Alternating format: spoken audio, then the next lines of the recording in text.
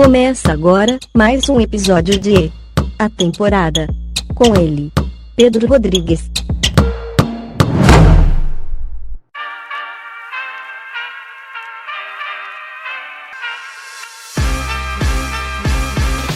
O melhor campeonato do Brasil vai começar na semana que vem.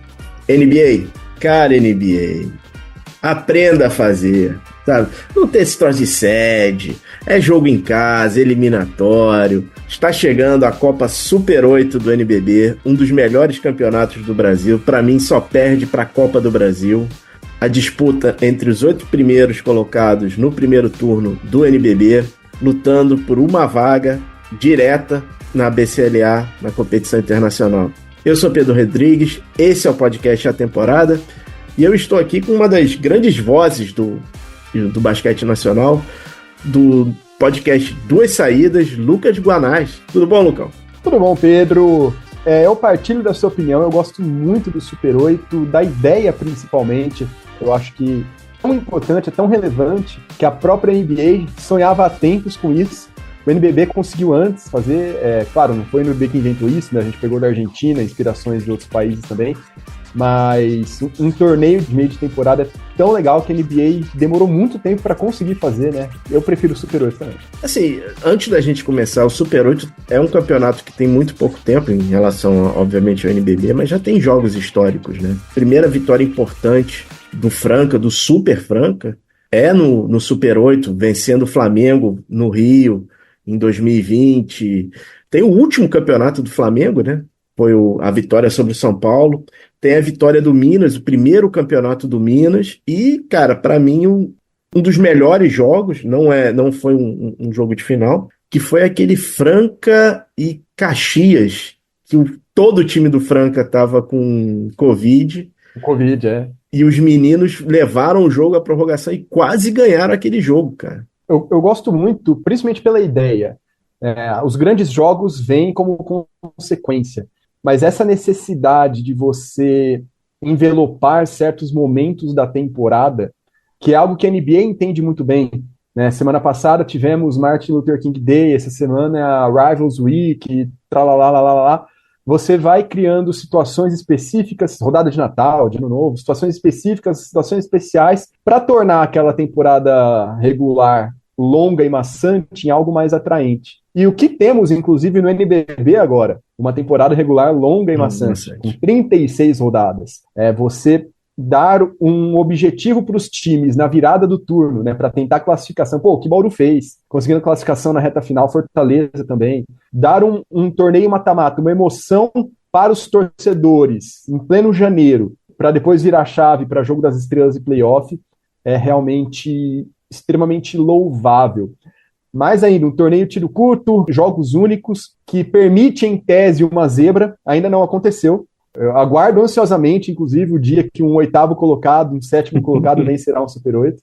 Ainda vai rolar, mas você dá essa chance, você dá essa oportunidade, eu acho que é um torneio muito bem pensado, muito bem feito. Precisa, talvez, uma adaptação um pouco melhor na questão de custos logísticos, uma eventual premiação, porque você acaba onerando, de certa forma, às vezes, quem participa. Sim, mas no cômputo final, no balanço final, eu acho que vale muito a pena. É um torneio importantíssimo. Eu concordo inteiramente contigo e esse ano, pelo NBB tá tão maluco, a fotografia pode mudar no segundo turno, né, em relação ao primeiro, né? Vamos falar aqui sobre os confrontos, né? O primeiro confronto é o primeiro colocado Minas contra o 8º Fortaleza. Fortaleza, que começou quentíssimo no NBB e pegou a classificação assim nos estertores, né, cara? E, em determinado momento ficou até ameaçado, né, de ficar fora. Foi claro, principalmente a partir de um mês ali em que o Douglas Nunes ficou suspenso e uma galera machucou, né? Machucou o Ed, machucou um dos gringos, que estava fora também. Enfim, tinha uns 4, 5 desfalques, o elenco já não era grande antes, ficou ainda menor. E aí o Fortaleza começou a perder loucamente. Mas ainda assim, eu acho que é um confronto parelho. É um confronto parelho. No primeiro turno, foi em BH e o Fortaleza levou para prorrogação. Foi um jogaço, inclusive. Deu Minas. Acho que foi a primeira ou segunda derrota do Fortaleza na temporada, inclusive. Mas foi um jogaço. foi para prorrogação e tudo mais. Claro, momentos diferentes, Fortaleza não está mais tão bem. O Celso Mendy está fora da temporada, né? Que lesionou, rompeu o LCA. O Ed, não sei se joga, porque estava lesionado esses últimos jogos também. E o Fortaleza vem de 2 partidas com prorrogação e ainda vai fazer um jogo depois dessa nossa gravação, antes da publicação, mais um jogo contra a Mogi antes de aí sim viajar para Minas. Então tá um time mais cansado. Só que eu acho que dá jogo. Também acho. E esse jogo que você comentou, muito bem lembrado aqui, entre Minas e Fortaleza, foi recomendado na Agenda Laranja, toda segunda-feira, 5 da tarde, na minha conta na minha conta do Instagram. Procure lá, PRR2008. Dicas de jogos de NBA e NBB. Mas muito obrigado pela lembrança. Não, Anúncio da casa. Não, mas tá certo, tá certo. É muito engraçado. Eu faço parte de alguns grupos, não só de jornalistas, mas de alguns torcedores também. Eu gosto de. Até serve para monitorar mais ou menos como que é o senso comum, a galera tá vendo o campeonato. É impressionante como há uma dificuldade muito grande ainda em saber onde os jogos passam. E olha que a LNB, o site da LNB, não é perfeito, mas é o melhor site de uma competição esportiva, de uma liga, de uma confederação no Brasil. É melhor que de qualquer federação e da CBF, melhor do que os de vôlei, de handball. É o melhor que tem, tá tudo muito mastigado lá. E mesmo assim, não chega em todo mundo. Não chega em todo mundo. Então, por isso que a agenda é fundamental. Eu concordo contigo, só pediria encarecidamente que tivesse uma versão mobile. É só isso que eu queria é só isso. Eu acho o site. Eu estou inteiramente contigo, mas a versão mobile para anteontem, mas enfim. Um app, né? Também. Exato. Mas vamos lá. Vamos falar do outro lado. Vamos falar do confronto do segundo colocado com o sétimo. Flamengo e Bauru. É o jogo que vai ser no domingo, aqui no Rio. Rapaz, sei não, cara. Acho que a tua previsão pode acontecer. Cara, se fosse, eu até falei isso no Duas Saídas, se me perguntassem semana passada desse jogo, eu falava que Bauru era favorito. O Flamengo estava numa sequência muito ruim, de resultados muito complicados, mas parece ter se ajeitado na Champions. Conseguiu vitórias e vitórias dominantes. Claro, não é todo mundo que está rendendo ainda, um time ainda muito ancorado em Gabriel Jaú, Balbi e Guilhodato.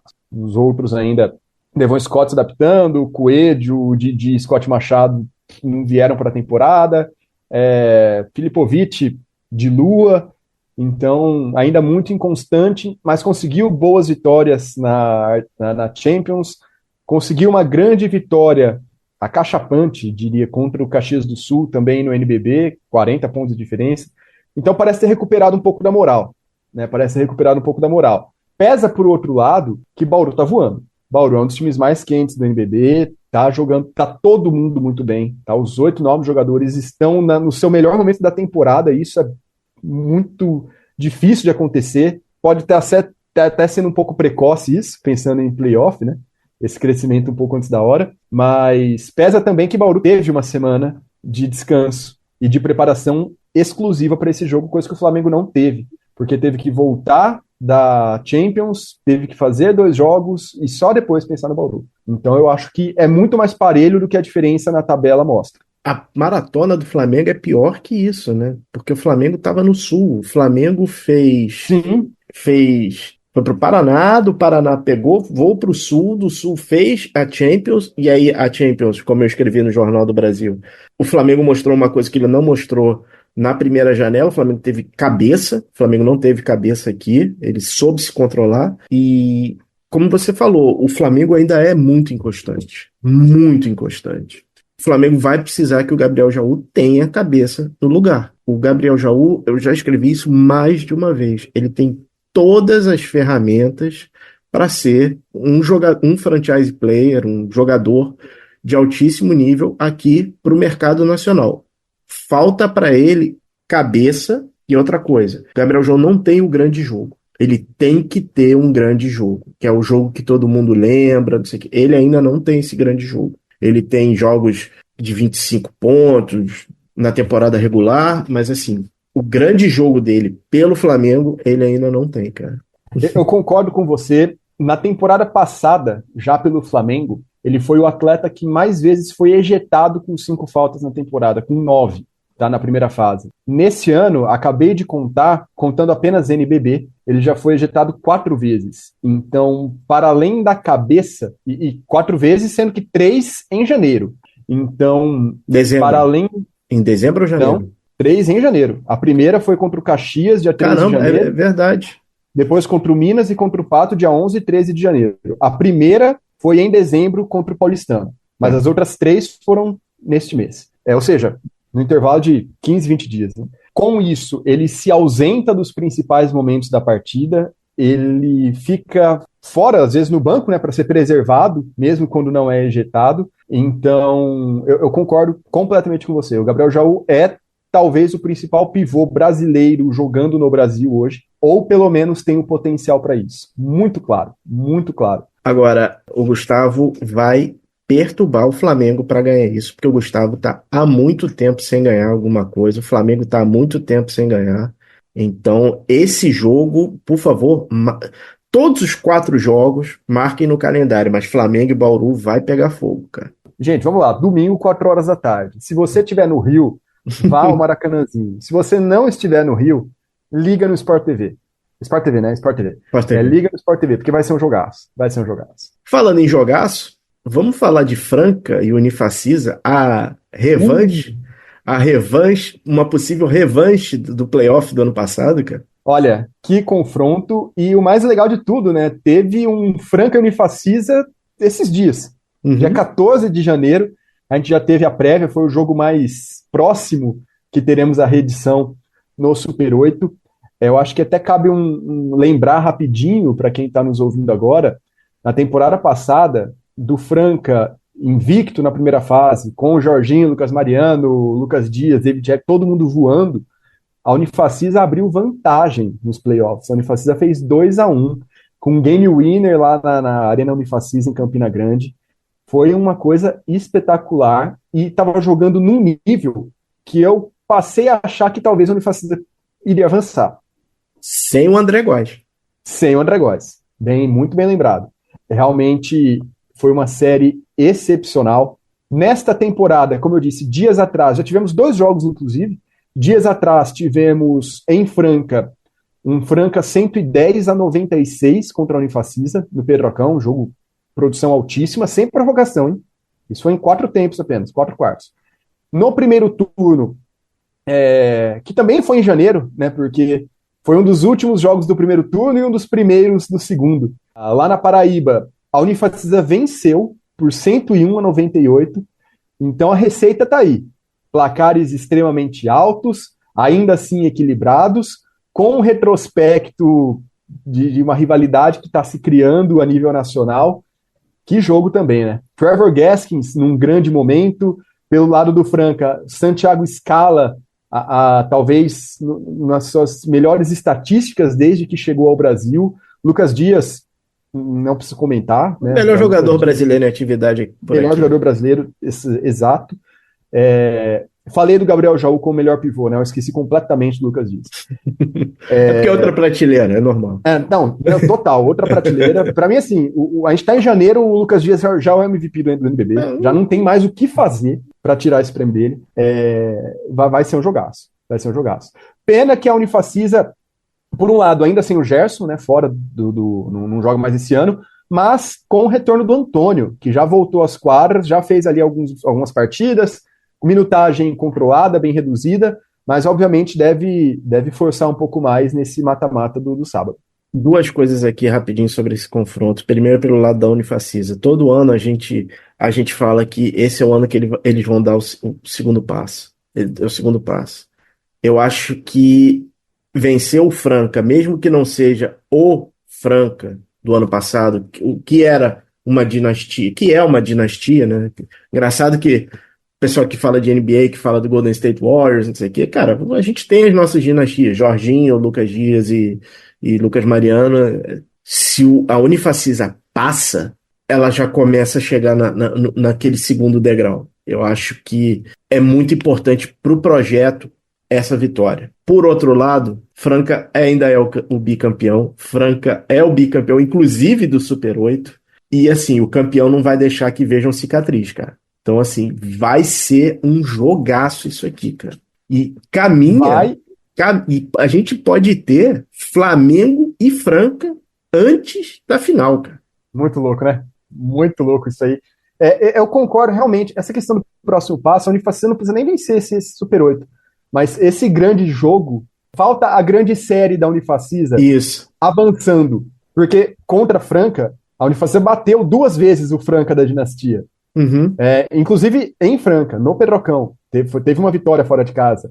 Mas falta talvez a série, o avanço, né, que fique marcado para sempre na memória do torcedor, como a primeira vez que a gente conseguiu chegar lá. Eu concordo com você, realmente seria muito importante isso para o time. E eu acho que o Franca ainda é fortíssimo. Eu vou até já avisando, vai sair um vídeo no Duas Saídas daqui a um tempo falando especificamente sobre o Franca. Eu estou esperando só o resultado do Super 8 para ele não ficar velho muito rápido. De como eu discordo de toda a crítica ao planejamento do Franca nessa temporada, porque para mim ele foi refém do próprio sucesso. Precisou, a temporada 22-23 do Franca precisou ir até o final de setembro por causa do Mundial, para só depois chegar Guilherme, para só depois chegar Rincon, etc. Eu acho que ainda é um timaço, e já é um timaço, e azeitando ainda essas peças mais novas para o playoff. Eu quero muito um Minas e Franca, porque eu acho que hoje são os 2 melhores times com uma certa sobra. O Phil Jackson fala, né? Falava, né? Quando você entende o código para vencer e o outro cara não entende, é diferente. Você tem que bater o campeão, você tem que passar pelo campeão. Então, é uma das séries que eu tenho mais curiosidade. Só para a gente finalizar, né? Antes até da gravação começar, e a gente vai falar do Vasco, do Léo Figueiredo daqui a pouco, mas é impressionante como o Botafogo venceu uma Sul-Americana, é verdade, mas como o principal momento da história do Botafogo, mais lembrado, pelo menos eu acho que pelo senso comum dos torcedores do NBB, foi a vitória nos playoffs contra o Pinheiros. Porque é aquilo que a gente fala da grande série. É a grande série, é a grande virada, é o grande momento. E a Unifacisa precisa disso. Você vê como times que não conseguiram chegar em lugares que a Unifacisa já chegou, tem esse momento, essa lembrança, e a Unifacisa ainda não. Então, não dá para você viver de Liga Ouro para sempre. Vamos lá, já faz tempo que saiu. Então, altas expectativas também. E convenhamos, a Unifacisa tem um dos melhores técnicos do Brasil no Guidetti. O Guidetti é muito craque, cara. Eu gosto muito dele. E ele também tá precisando, né, cara? Ele precisa, porque inclusive ele foi eliminado nessa série contra o Botafogo que eu falei. Eu sei. Inclusive, que dia espetacular. Foi o dia que morreu a Beth e a torcida do Botafogo no ginásio do Pinheiros cantando Andança. Beth Carvalho. O jogo inteiro. A Beth Carvalho. O jogo inteiro cantando música da Beth Carvalho. Foi um negócio espetacular. Mas o ambiente na Unifacisa é muito bom também, né? É um time que paga em dia, um time que todo mundo gosta de estar lá, a torcida abraça, tem respaldo da diretoria, você não vê polêmica da Unifacisa, você não vê treta da Unifacisa, então eles estão fazendo deles. Uma hora tem que chegar. Agora vamos para o último confronto, que para mim é um dos confrontos mais interessantes do xodó do campeonato, que é o R10 Sport Vasco da Gama, e do time do técnico mais constante da história do NBB. A gente está falando aqui de um confronto do Léo Figueiró com o Demetrios, R10 Sport Vasco da Gama contra Paulistano. E aí, o que você acha dessa série, cara? Eu acho que se os dois times chegarem a 60 pontos, já vai ser um milagre. Porque são duas defesas fortíssimas, são dois times que amarram muito o jogo do adversário, e dois times que jogam muito físico. Muito físico os dois times esse ano. Até curioso que o Paulistano, com um pace maior, um dos maiores paces do NBB, que não faz a característica do Demetrios, né? Ele geralmente prefere desacelerar um pouco o jogo, dessa vez ele está com um time acelerado, até entendendo o elenco que tem na mão. E a mesma coisa o Léo Figueiró, né? É um time muito jovem contra um time bem experiente, mas ambos muito físicos, com um jogo muito travado, focados na defesa. Só que é aquilo, né? É um jogo de mata-mata que de um lado você tem Marquinhos. E aí, né, não tem como não pender a balança para esse lado. Uma coisa que, para mim, vai além do Marquinhos, acho que o Marquinhos é o fator X nesse confronto, é o Cauê. O Cauê é o termômetro do Vasco. Quando ele tá num bom dia, esquece. E, E que ano, cara, hein? e que é. E assim, o trabalho que o Léo fez para passar confiança para jogadores como o Eugênios é outro jogador. Então, vou fazer uma pequena confissão, jogar. Semana passada eu fui ver os jogos do Botafogo e o Léo tava lá, o Léo Figueiró. Esse é o campeonato que é a cara do Léo. Ele começa com um time desacreditado, ele começa com um time fechado com ele, e ele tende a ir longe nesse tipo de campeonato. Eu acho que o Vasco vai aprontar alguma coisa aqui, cara. Eu acho que o Vasco tem grande chance de aprontar alguma surpresa aqui. Completamente. Além deles, eu citaria também o Paulic. Paulinho, bem Por mais lembrado. que em aproveitamento não seja a mesma, o aproveitamento dele seja o mesmo de quando ele jogou no Pato, no União Corinthians, mas o volume que ele tem, a confiança que ele está tendo é uma coisa inacreditável.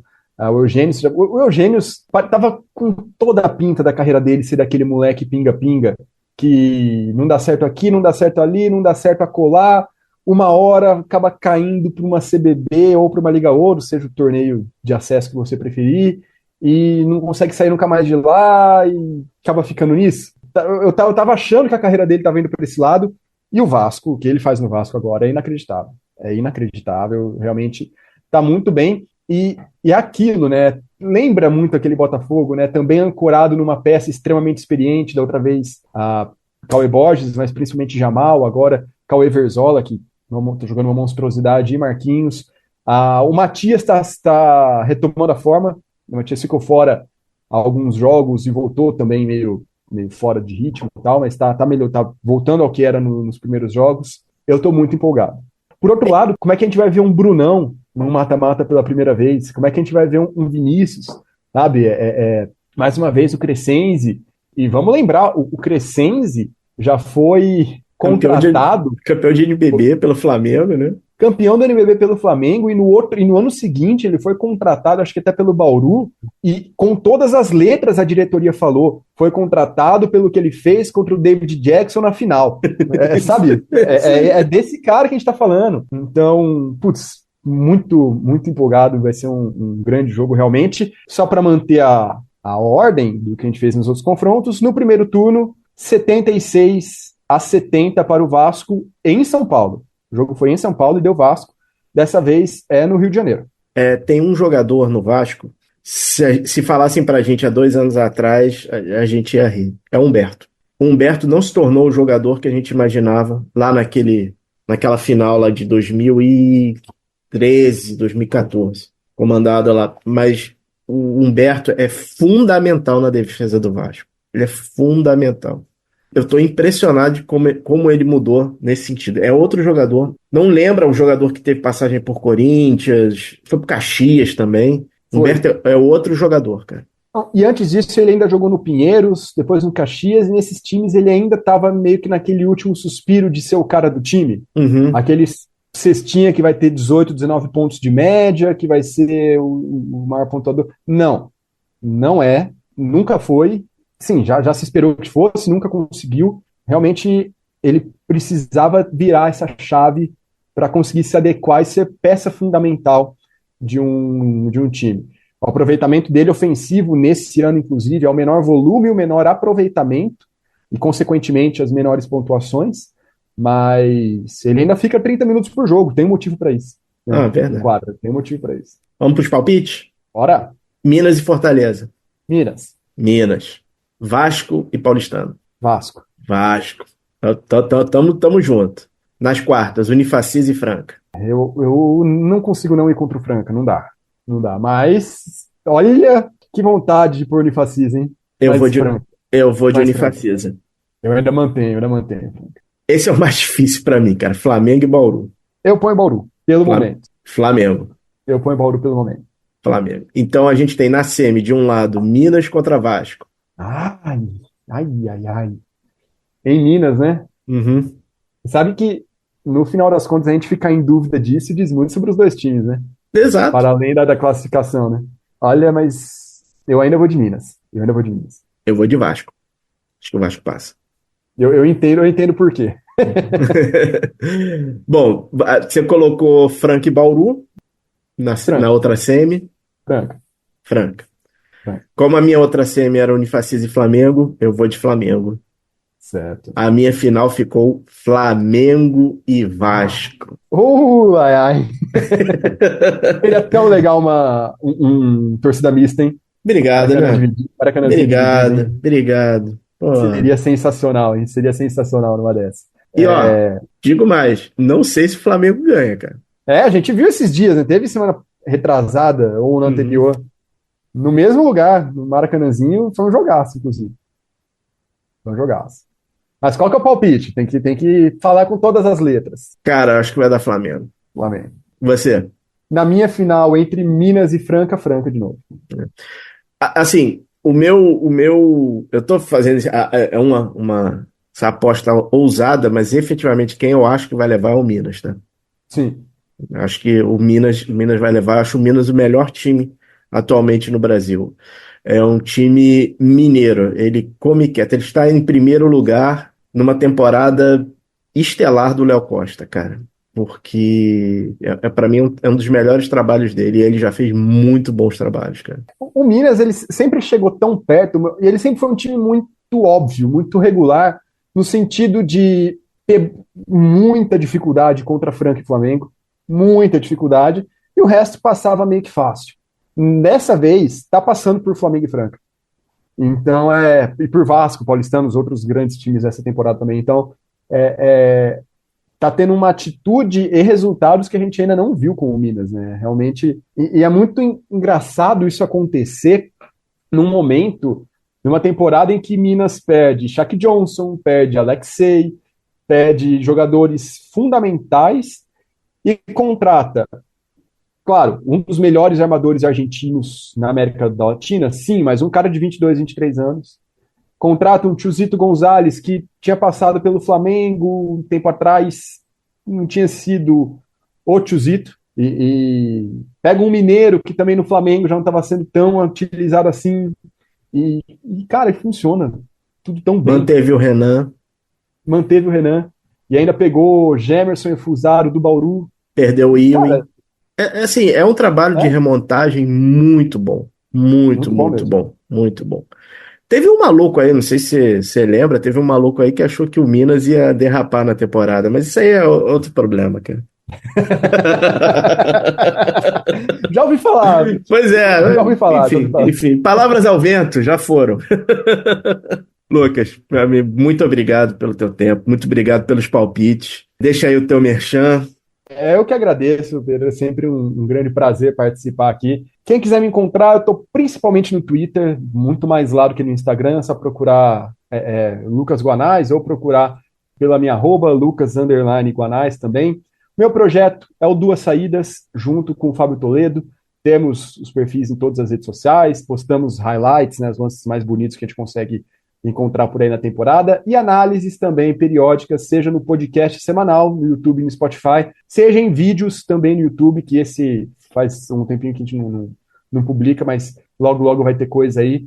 Então, Duas Saídas no Instagram, no YouTube e no Twitter, principalmente. Só dar uma procurada lá, trocar uma ideia sobre o basquete nacional. Maravilha. É isso, gente. Bom Super 8 para todo mundo. Os palpites estão aí. Esses são palpites, não são bets. Agora tem que ter disclaimers dessas coisas, né? Assim, não temos patrocinadores de bets aqui, não faz parte aqui da lojinha. Eu sou Pedro Rodrigues. Quem quiser me encontrar, @PRR2008. Eu tô lá nas quadras, no Jornal do Brasil, na newsletter, sexta de segunda, e por aqui no podcast A Temporada. Essa foi mais uma edição, e é isso aí. Até a próxima.